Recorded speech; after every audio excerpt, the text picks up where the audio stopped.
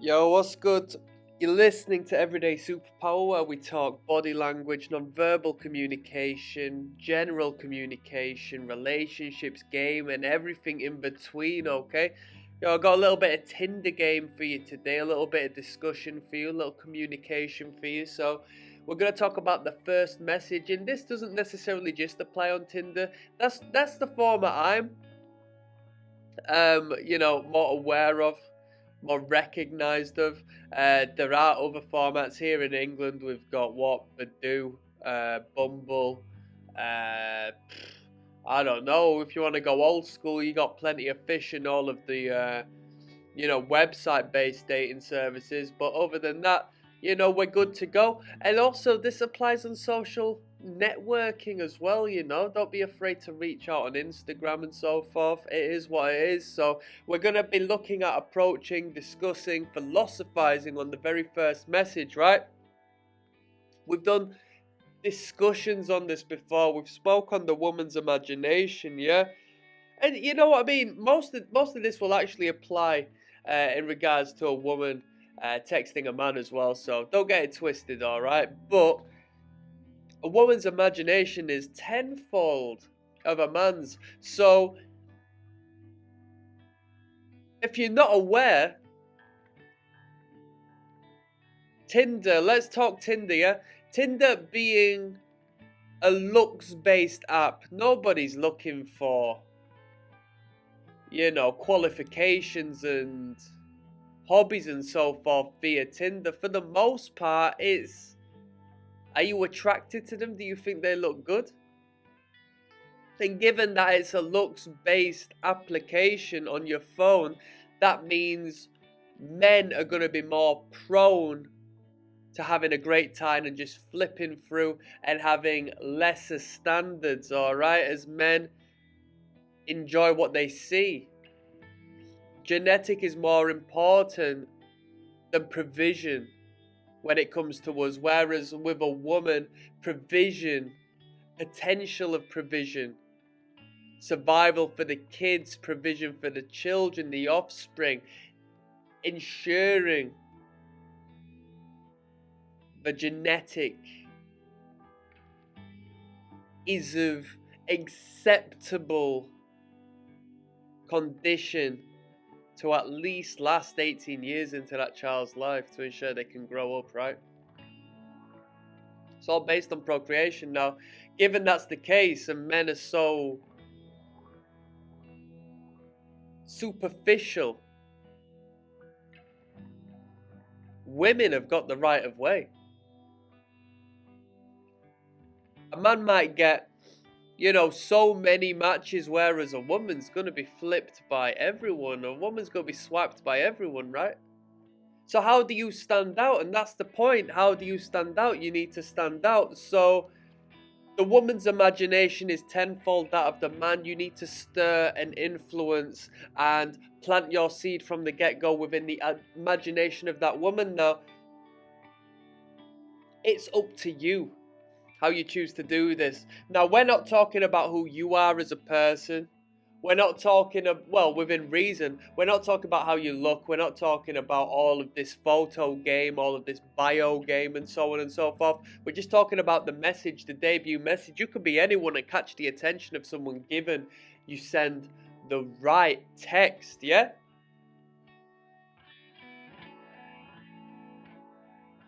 So, do you say hello, hi?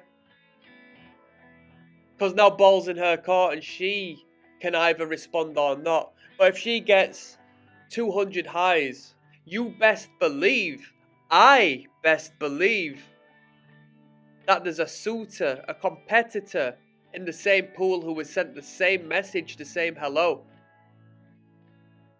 who's got a Lamborghini, who is aristocratic, who is 6'7", built like a brick house. The competition is too broad. And given that woman likes what she likes, the potential is that there's going to be a better suitor out there. So I need to ensure that my initial text message towards that individual is right. Now, We're talking about sending the first message.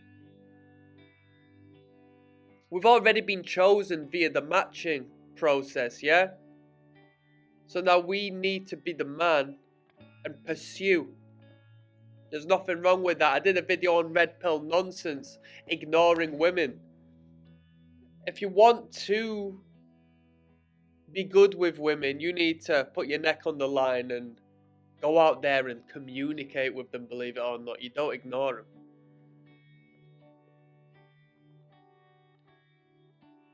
So, we can take one route, which is find a correlation. You see they're wearing a band t-shirt in a particular photo. You see they possess a particular characteristic or have a particular taste that genuinely aligns with your interest. And it's not like, oh, you've dyed your hair blonde. I like girls who dye their hair blonde. That's my taste. No. But if you also, as a man, dye your hair blonde, you can crack a quick joke. But the niche and the more direct and the more minimal you can be. So in the last photo of her gallery, she is wearing a checkered pair of Vans or a spiky checkered belt or so forth, and she's of a particular age. You can dial it down, and your understanding of being within the same community as her when you were in your teenage years could reference that. We were both emos, and I'm making this message in order to regress you back into that youthful, free, childlike state when we were teenagers and our responsibilities were nada.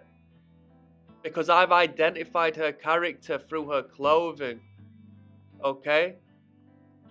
I've made calculations through my observational skills and been able to speak to her as if I've already known her for 10 years, because I knew who she was in the past via her clothing sense today, which is unlike that of somebody who didn't go through that particular period. You get where I'm coming from?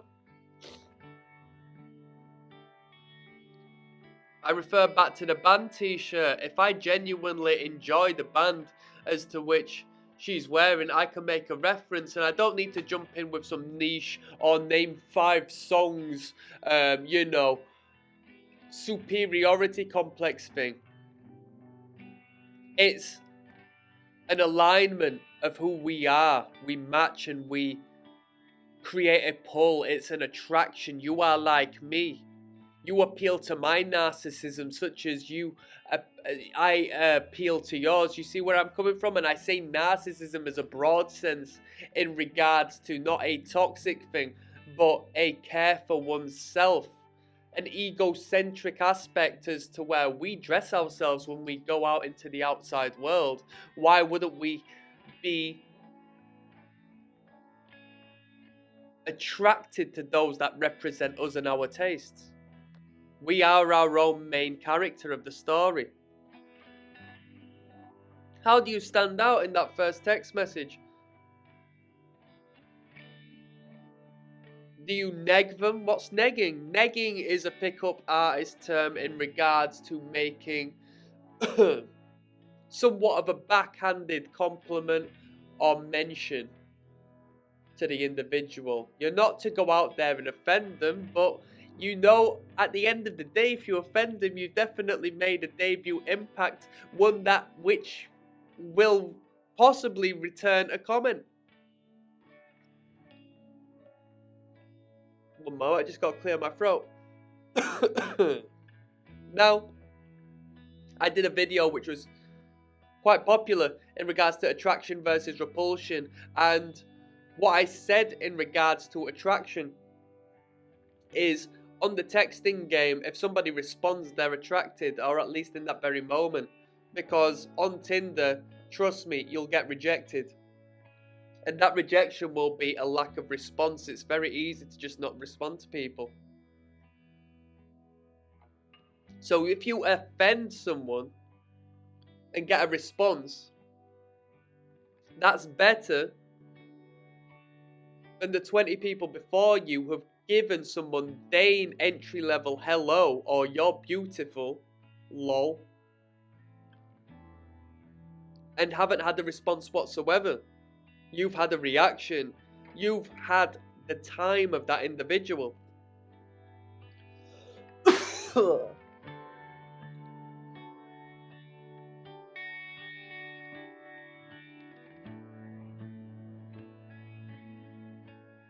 Okay. So, when I'm talking about negging and indirect backhanded compliments and so on and so forth, it just adds diversity. They say all is fair in love and war, right? In war, be dirty, and if you win, you win. Nobody cares about the losers. Same with love. There is no rule to the psyche. If you create a space for yourself within the imagination through whichever means, I mean, I wouldn't recommend you be a horrible person, but it works for some people. Any food for thought is good. It's engaging, okay? Let's have a look at a content creator, an artist of sorts.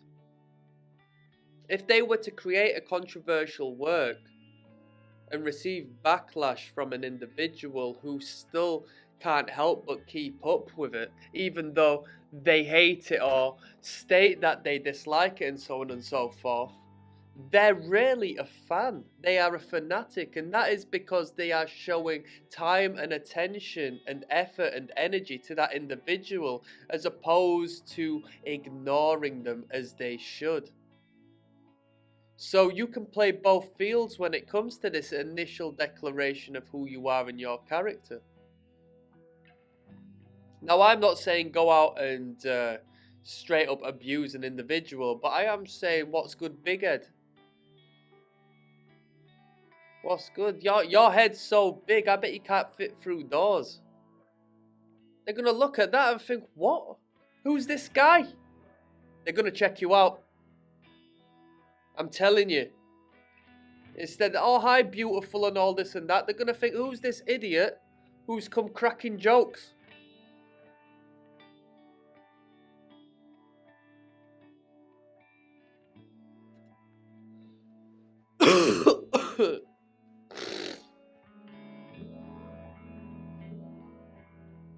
Alright, I'm going to put you on some more game now then, yeah?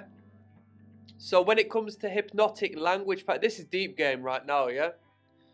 When it comes to copy, so if you're writing like online sales and text-based sales, or if you're trying to hold someone's attention in a hypnotic script or so on and so forth, you can implement features within the writing which are abnormal, okay? Which catches the eye and wakes the mind up once again. So emojis are a good one, and when you get into emojis, you get into color psychology. So let me just give you the rundown.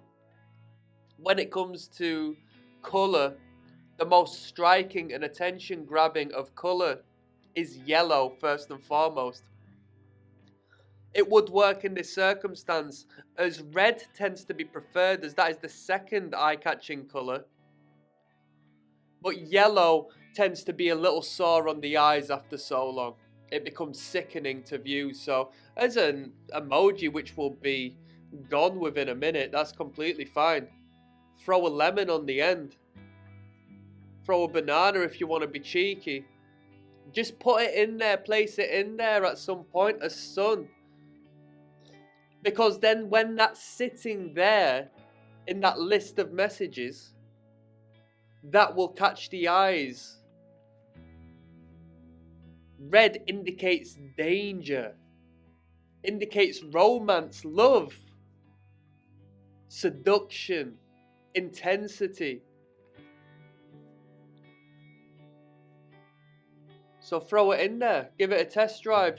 All of these will work in your favor. What you do, what others don't, is what sets you apart. You have to attack it from a particular niche. Now, this isn't saying you need to just be completely wacky and zany. It will work as far as getting you attention, but if you want a response, you also have to create an affinity with the individual. I would recommend finding similarities, as that's how we bond and become familiar, become friends, and end up in bed together. We find mutual things we can agree on, such as the salesperson who will have you relate to them, who would have you understand their point of view, who will have them understand why you need the product. You agree until they make the sale. That's a little tidbit. I'm going to sign off. I'm not going to give the whole game away yet. One love, people.